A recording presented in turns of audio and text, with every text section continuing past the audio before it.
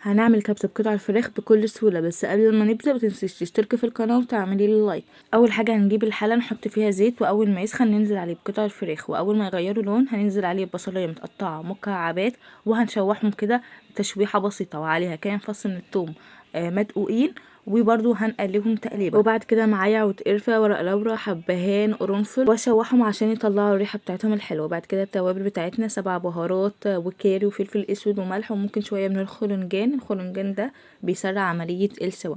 هشوحهم. بعد كده هنزل بقرنين فلفل حراق وفلفل مكعبات بارد، وطماطمايه متقطعه مكعبات، وممكن نستبدلها بمعلقه من الصلصه. بعد كده هحط جزرايه مبشوره، ممكن تستغني عنها بس بتدي طعم لذيذ. هقلبهم مع بعض، واول ما يتبلوا تتبيله بسيطه كده يعني يتبلوا شويه، هنزل عليه بالرز اللي احنا غاسلينه كويس قوي لحد ما الميه بتاعته تبقى شفافه، وهقلبهم مع بعض. وبعد كده هنزل عليه بالميه السخنه المغليه، تغطيه كده بشبر واسيبه على نار عاليه لحد ما يتشرب. وبعد كده اوطي عليه النار لمده 5 دقايق كده لحد ما يستوي معايا. وبكده كده عملنا معايا سلطه الدقوس الخطيره. هتلاقوا الفيديو بتاعها موجود على القناه. وباي باي.